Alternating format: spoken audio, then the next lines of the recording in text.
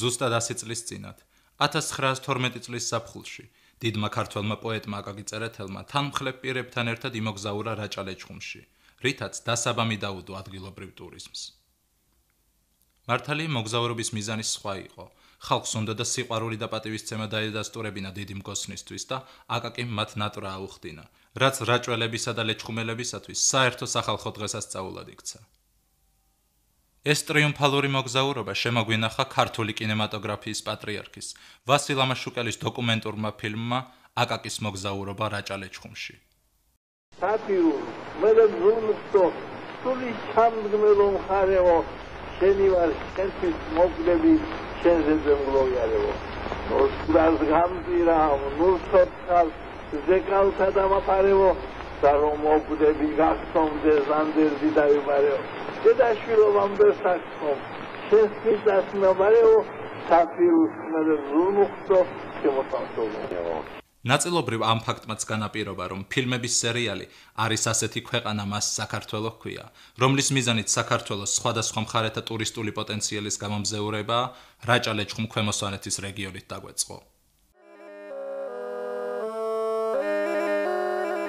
მით უმეტეს, რომ რაჭა-ლეჩხუმი და ქვემო სვანეთი უნიკალური ბუნებით, ისტორიულ-კულტურული, არქეოლოგიურ ეთნოგრაფიული და სხვა რესურსებით ნამდვილად წარმოადგენს ერთიან მუზეუმს ღია ცის ქვეშ.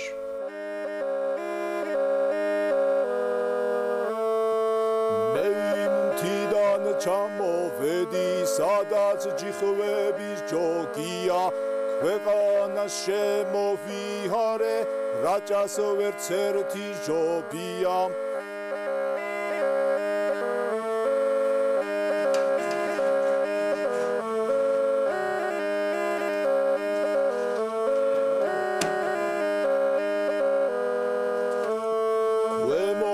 რაჭას დავიბადე ზვარში მიდგა საძირკველი ღმერთმა ყველა გადღეგრძელოთ სტუმარიც და მასპინძელიც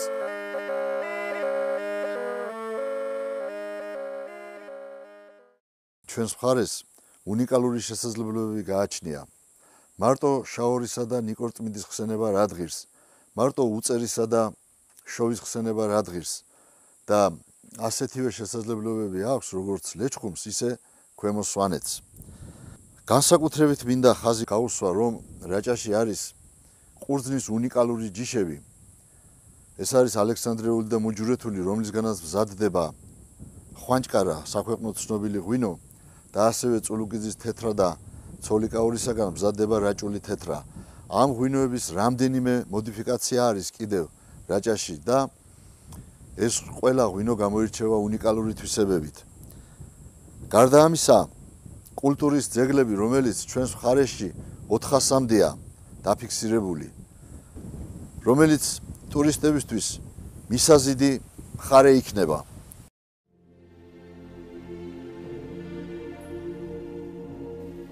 ასი წლის წინ აკაკი წერეთლის მოგზაურობის დროს ამბროლაური ერთი პატარა სოფელი იყო. მას შემდეგ აქ ბევრი რამ შეიცვალა, ბევრი რამ აშენდა, განსაკუთრებით ბოლო წლებში.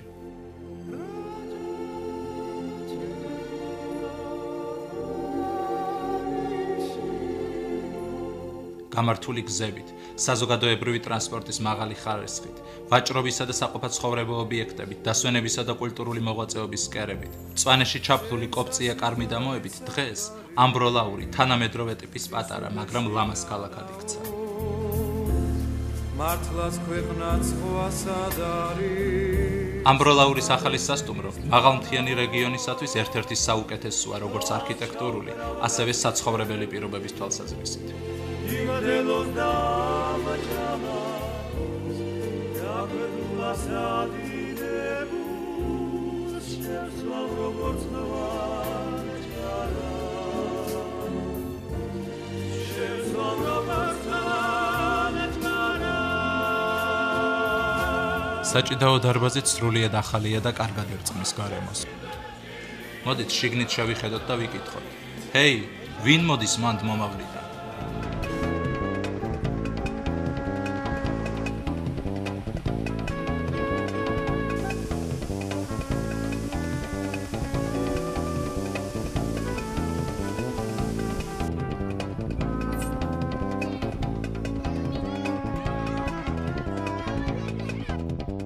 აღსანიშნავია, რომ ხვანჭკარის მომცემი, კეთილშობილი ჯიშის ყურძენი მხოლოდ სოფელ ხვანჭკარასა და მის მიმდებარე სოფლებში მოდის. თქვენ ვიყოფებით ბუგეულის ღვინის ქარხანაში, სადაც მზადდება უნიკალური ღვინო, მსოფლიოში ცნობილი ბრენდი ხვანჭკარა.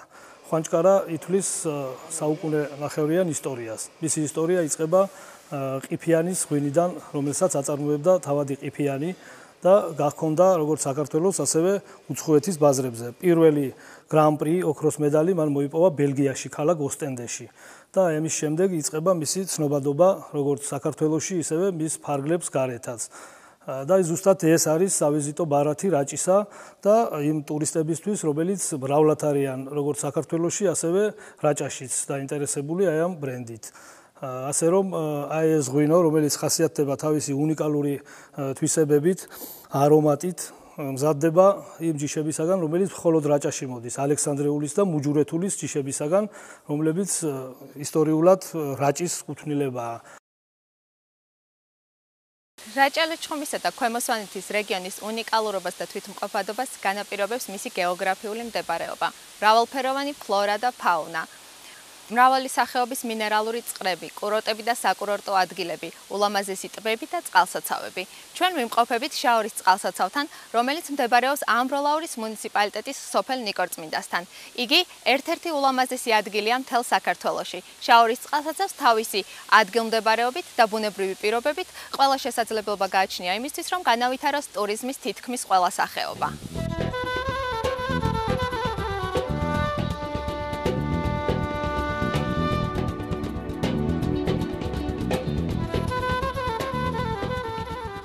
რაჭა ძალიან ცნობილია უძველესი და ულამაზესი ისტორიულ-არქიტექტურული ძეგლებით.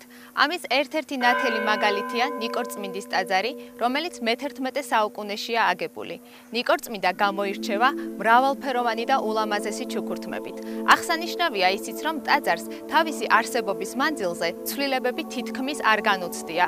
როგორც დღეისთვის ცნობილია, მე-11 საუკუნის ძეგლებიდან მხოლოდ ნიკორწმინდას და მანგლისის ტაძრებს აქვთ შემორჩენილი გუმბათი პირვანდელი სახით. ნიკორწმინდა არა მარტო რაჭის, არამედ მთლიანად საქართველოს მშვენებაა. რა განძი მქონია, რა მხნე, რა მდიდარი, ჟღერს ქვის ჰარმონია დარობს რა მდიდარი. კარგად გამოჰკვეთა, ვინაც გამოჰკვეთა, სიბრძნით გამოჰკვეთა მძლავრი ნიკორწმინდა. აქ რომ თაღებია, სვეტთა შეკონება ისე ნაგებია, სიზმრის გეგონება. ნეტა ვინააგო, რა ნიჭმააგო, რა მადლმააგო სვეტი ნიკორწმინდა. ბრძნობ ვით დიადია 12 სარკმელი, ხაზებში ანთია ცეცხლი მის არქმელი. ნეტა ვინაანთო, რომ გრძნობითანთო და წლებს გადაანდო ნათლად ნიკორწმინდა. რაჭის მთავარი ღირსება მისი ხელთუქმნელი ბუნებაა. ცამდიაზიდული მთები და ულამაზესი ტყეებით დაბურული ხეობები. რაჭა მდინარე რიონის ცნობილი ფაზისის სათავეებთან მდებარეობს და მას ტურიზმის ინდუსტრიის თვალსაზრისით ქვეყნად ბევრი მხარე ვერ შეეტრება. რაჭაში ხომ ყველაფერი უნიკალურია. აქ არის ეკოლოგიურად სუფთა პროდუქტი, მინერალური და მტკნარი წყლების სიუხვე, ჯანსაღი მთა და სუფთა ჰაერი.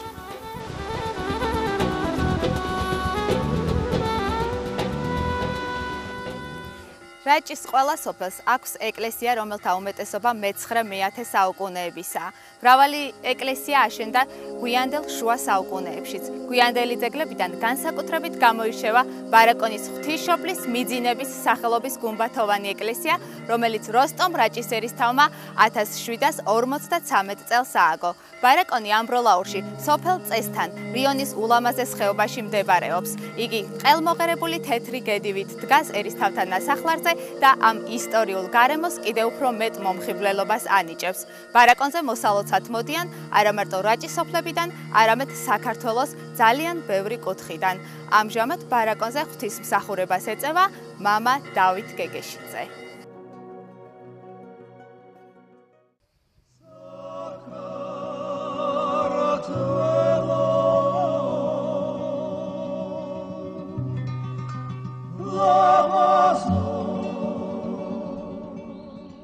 ზემო რაჭის ადმინისტრაციული ცენტრი ონი უძველესი ქალაქია.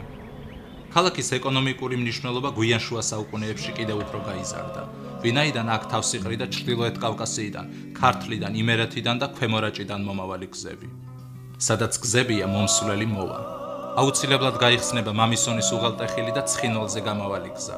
სტუმრებს დახვდებათ შოვის კეთილმოწყობილი სამთო კურორტი და უწერის სამკურნალო მჟავე წყლები. ონის მუნიციპალიტეტი პერსპექტიულად ტურიზმის განვითარების კუთხით. აქ არის ისეთი ცნობილი კურორტები, როგორც არის კურორტი უწერა და კურორტი შოვი. მათი უნიკალურობა გამოიხატება მაშინ, რომ აქ არის ათეულობით მინერალური წყალი.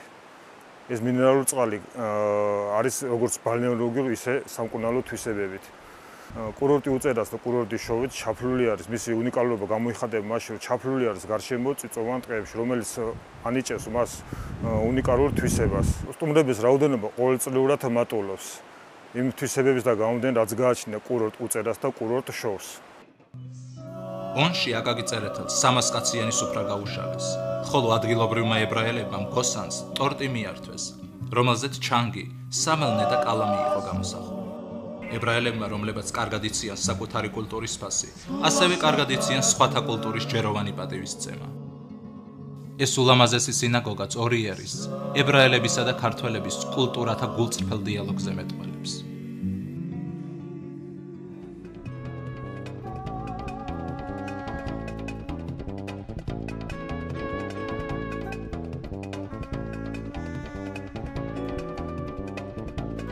მოგესალმებით საქართველოს ულამაზესი კუთხიდან, რაჭიდან.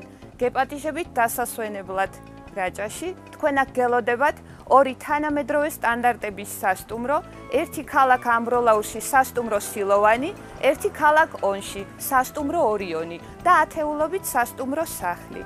ჩვენი ოჯახი მასპინძლობს როგორც უცხოელ, ისე ქართველ ვიზიტორებს 1991 წლიდან. თქვენ აქ შეგიძლიათ თავი იგრძნოთ კომფორტულად, მშვიდ გარემოში, ისარგებლოთ უამრავი სერვისით, მიირთვათ გემრიელი ეკოლოგიურად სუფთა პროდუქტი და დააგემოვნოთ რაჭული ტრადიციული კერძი.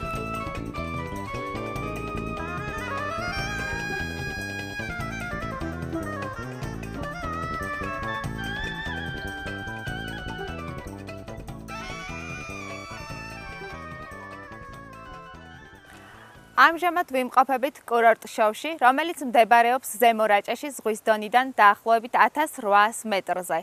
აქ თანმიმდევრულადაა შერწყმული ულამაზესი ბუნება, სუფთა ჰაერი, სხვადასხვა სახის მინერალური წყლები, რომელთაც გააჩნიათ სამკურნალო გამაჯანსაღებელი თვისებები.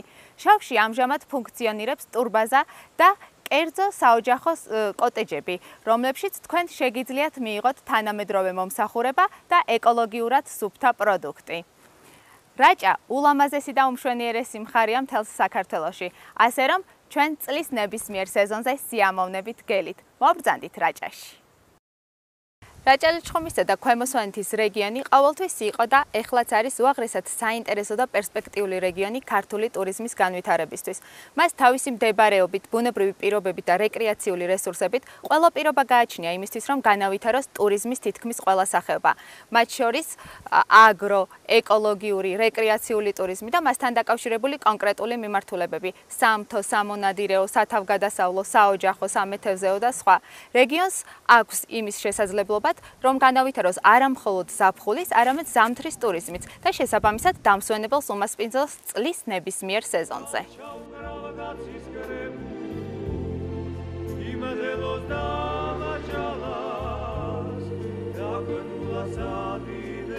როგორც დავინახეთ, ტურიზმი თავის გავლენის სფეროში აქცევს წარმოების სხვადასხვა სახეობებს.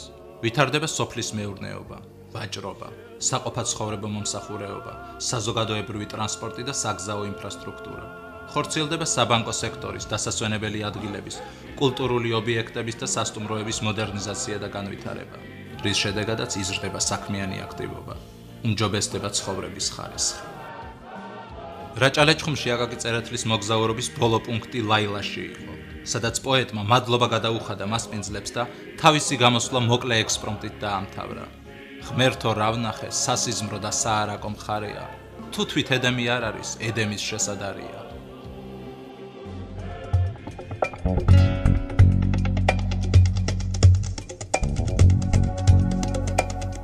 ლეჩხუმის ამ მართლაც და სასიზმრო და საარაკო მხარის მნიშვნელოვან ნაწილზე ამინდს განაპირობებს ხვამლის მთა, რომლის სიმაღლე 2001 მეტრია. ამ საინტერესო ბუნების ძეგლთან მრავალი ლეგენდა და თქმულებაა დაკავშირებული. გადმოცემის მიხედვით, ხვამლის მთის კარსტული გამოქვაბულები მტერთა შემოსევების დროს სამეფო განძის სამალავად გამოიყენებოდა. ხვამლი ძველთაგანვე გახდა თაყვანისცემის ობიექტი. გვიან შუა საუკუნეებში მის თხემზე აიგო წმინდა გიორგის სახელობის ეკლესია. დაწესდა ხვამლობა, რომელიც მოძრავი დღესასწაულია და აღდგომიდან მე-7 შაბათს, დიდი ხატობის დღეს იმართება.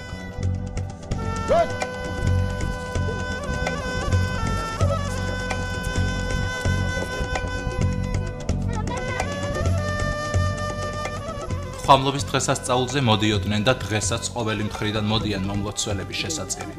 ისინი უფალსა და წმინდა გიორგის მშვიდობას, გვალვისა და სეტყვისაგან მფარველობას და უხმოსავლიანობას ევედრებიან. ჩვენი წარმოდგენით ხვამლობას ერთი მნიშვნელოვანი დატვირთვაც აქვს. ეს დღესასწაული ლეჩხუმელებში ერთიანობის და საერთო სახალხო ინტერესების განცდას ამძაფრებს. ეს განწყობა იქიდანაც მოჩანს, რომ დღესასწაულზე ხვამლის საკმაოდ მიუვალ გზებსა და ბილიკებს ავტომანქანებით, ცხენებით და ფეხთაფეხ ყოველწლიურად აღმა მიუყვებიან არა მარტო ადგილობრივი მოსახლეები, არამედ ბარში ჩამოსახლებული ლეჩხუმელებიც. ხმელიძეების საგვარეულო ხატი არის. პატრიარქის 3 წლის უკანა აკურთხა, დაგლოცდა და ეხლა მეუფეს როცა ვკურთხებით, მეუფესთან ამოვაბრძანეთ, შევამკვეთ ხატი და მეუფეს დავალოცნეთ თავი. მათში იმდენად დიდია მოწიწება და პატივისცემა ხვამლის მთისადმი, რომ მის თხემს პურობასაც არ აკადრებენ. მომლოცველები როგორც წესი მხოლოდ ბარში ჩამოსვლისას ამბობენ სადღეგრძელოდ თავიანთ გულის ნადებს.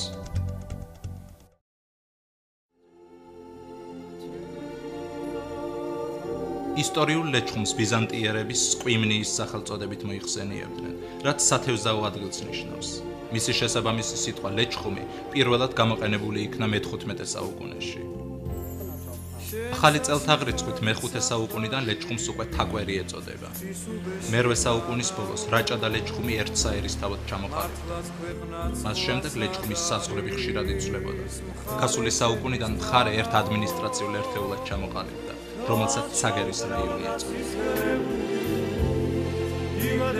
ისტორიული ლეჩხუმის მდიდარ წარსულზე ნათლად მეტყველებს ცაგერის ისტორიული მუზეუმი. ცაგერის ისტორიული მუზეუმი დაარსდა 1927 წელს. მუზეუმში დაცულია მრავალი საინტერესო ნივთი და ექსპონატი. ძალიან საინტერესო არის ქვის ხანის ექსპონატები, ძველი საბრძოლო საომარი იარაღები. წარმოდგენილი ასევე ძალიან ფართო რაოდენობით გვიანი ბრინჯაო. განსაკუთრებით აღსანიშნავია, რომ ლეჩხუმი ძალიან დიდ კერა იყო ბრინჯაოს წარმოების. ძალიან ფართოდ არის წარმოდგენილი ნუმიზმატიკური ნიმუშები, რაც მიუთითებს იმაზე, რომ ლეჩხუმი მიწარმოადგენდა შუა საუკუნეებში და უფრო ადრე ძველ საბაჭრო გზას. წარმოდგენილია ასევე გათხრების შედეგად აღმოჩენილი სოფელ ცხეთაში საინტერესო მასალა წარმოდგენილი სამძივების სახით და ეს არის იგივე სამართლის განძი.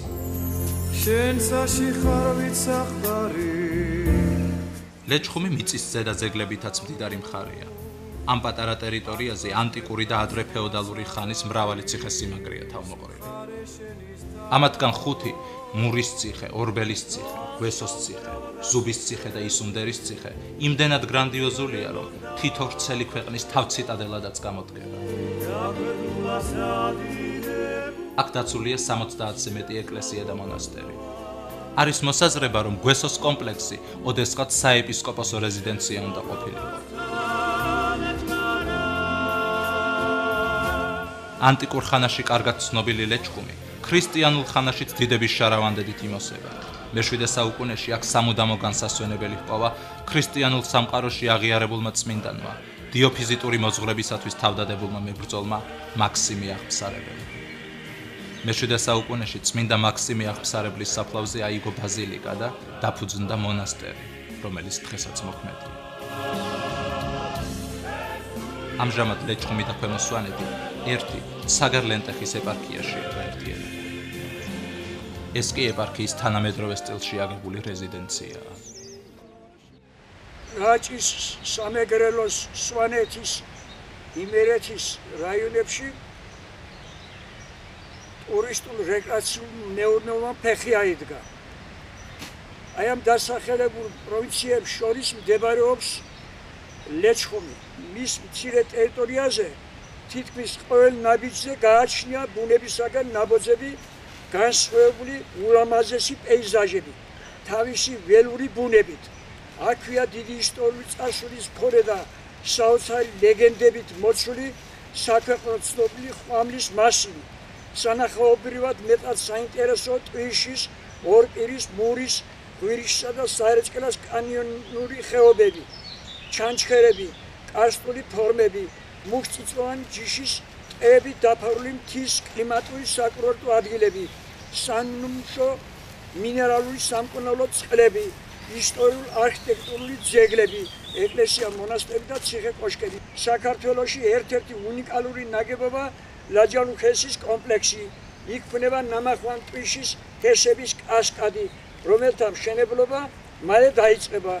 ლეჩხუმურის სამზარეულო და საქვეყნოდ ცნობილი სამარკო ღვინოები ტვიში, უსახელავი და ოჯალეში.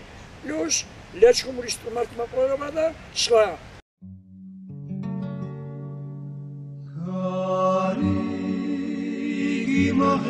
დღეს ლეჩხუმს კარგად გამართული საავტომობილო გზა აკავშირებს ქუთაისთან, რაც შესაძლებლობას იძლევა მასპინძლობის შემდეგ ტურისტი რაჭაში ან ქვემო სვანეთში გაისტუმროს. ამჟამად საქართველოში ტურიზმის განვითარების შემდგომი ღონისძიებები მიმდინარეობს. მნიშვნელოვანი სამუშაოები ტარდება მესტიაში, მაგრამ ზემო სვანეთის საერთაშორისო ტურისტულ მარშრუტებში ჩართულობა სრულყოფილი არ იქნება, თუ მას ქვემო სვანეთი და ლეჩხუმი არ მიება.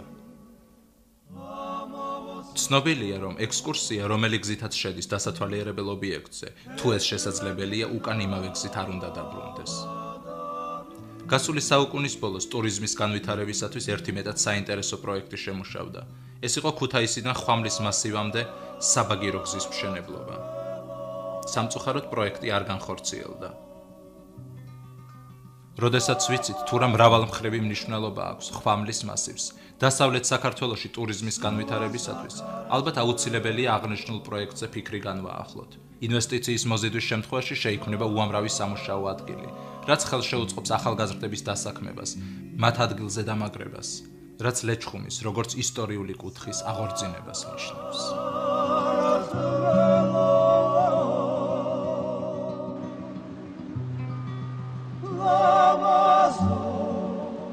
მურის ხიდიდან დაახლოებით 1 კილომეტრში იწყება ქვემო სვანეთი, რომელიც მდინარე ცხენისწყლის ზემო წელში მდებარეობს. ამიტომ ამ კუთხეს ცხენისწყლის სვანეთსაც უწოდებენ.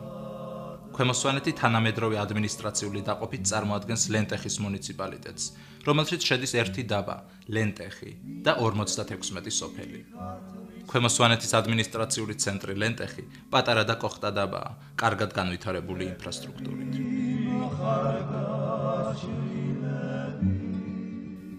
ძველი და ახალი არქიტექტურა აქ ორგანულად ერწყმის ერთმანეთს. ეკლესია, მონასტრებს, ციხე-კოშკებსა და ტრადიციულ სვანურ სახლებს ენაცვლება თანამედროვე შენობა-ნაგებობები, რომელთაც ზევიდან კავკასიონის ზვიადი მწვერვალები გადმოხურებს. იქმნება შთაბეჭდილება, რომ აქ სრული ჰარმონიაა ბუნებასა და ადამიანის ნახელავს შორის. ჩვენთან ტურიზმის განვითარების შესანიშნავი პირობებია. ჩვენთან შეიძლება განვითარდეს სამთო ტურიზმი, საცხენოსნო ტურიზმი, საწყალოსნო ტურიზმი, საოჯახო ტურიზმი. ჩვენ გვაქვს ძალიან დიდი პოტენციალი იმისათვის, რომ მოვიზიოთ აქ სპორტული კუთხით, რაც გამოიწვევს თავისთავად მოსახლეობის დასაქმებას. აი ახლა სადაც ჩვენ ვდგევართ, ეს არის მშენებარე სტადიონი ოლეგ ლიპარტელიანის, წარსულში ცნობილი რეგბისტის ოლეგ ლიპარტელიანის სახელობის. წელს ეს ოქტომბერში უკვე დამთავრდება. აქ შესანიშნავი მინდორი მოეწყობა, შენობა უკვე დამთავრებულია და ერთ თვეში უკვე აღჭურვაც დამთავრდება. 50 ადგილიანი სასტუმროთი, კვების ბლოკით, თავისი რეაბილიტაციის ცენტრით და გეგმავთ კიდევ 35-მეტრიანი საცურაო აუზის მშენებლობას. ესეც ოქტომბერში დამთავრებული იქნება. ასევე აშენებულია და რეაბილიტირება მოხდება სპორტული კომპლექსის, ანუ სპორტის სასახლის, რომელიც რამდენიმე სახეობაზე იქნება გათვლილი. რაც გამოიწვევს თავისთავად ხალხის შემოდინებას. ხალხის შემოდინება გამოიწვევს სამუშაო ადგილების მომატებას. ჩვენ შარშან 2011-ში ჩავატარეთ აქ პრეზიდენტის თასი ქართულ ჭიდაობაში, სადაც ლენტეხის მუნიციპალიტეტმა უпростоრად ჩვენმა მხარემ გაიმარჯვა რაჭა-ლეჩხუმის ქვემოსვანეთის გუნდმა.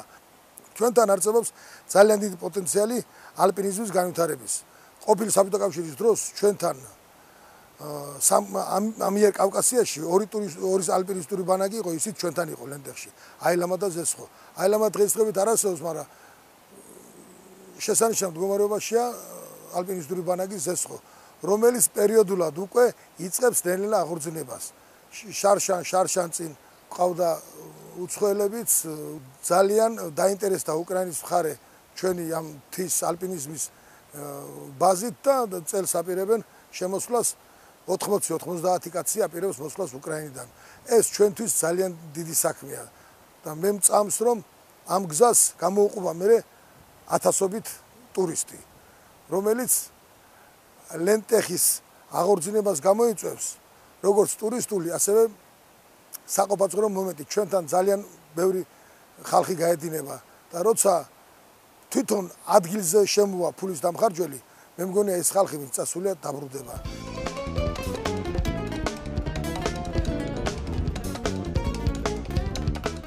ექსკურსიებში ადგილობრივი დღესასწაულების ჩართვა კიდევ უფრო საინტერესოს გახდის მარშრუტებს, ვინაიდან ამ დროს ტურისტი უფრო ახლოს გაეცნობა ადგილობრივი მოსახლეობის ნეჩვეულებებს, ყოფას და ტრადიციებს. ქვემოსვანეთის ერთ-ერთი ყველაზე დიდი დღესასწაული არის სკალდობა, რომელიც ყოველწლიურად აღდგომიდან მე-7 კვირას იმართება. ეს არის სულთმოფენობის დღე, მოძრავი საეკლესიო დღესასწაული. მაღლა, მთაზე, თეთრი საოცრება ყელყელაობს. სკალდის მთავარანგელოზთა ულამაზესი ეკლესია თავისი სამრეკლოთი.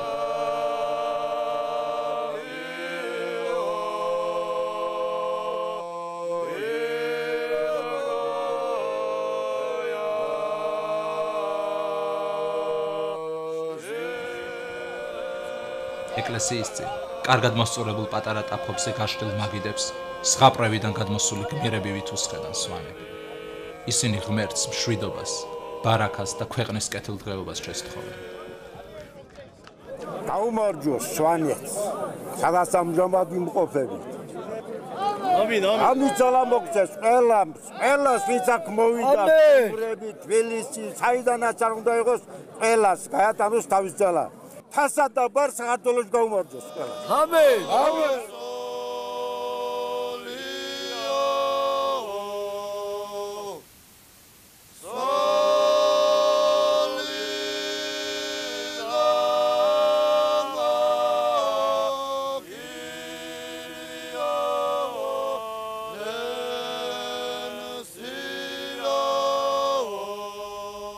სკალდობა ქვემოსვანეთის დღესასწაულია, მაგრამ მას ლეჩხუმელებიც სტუმრობენ.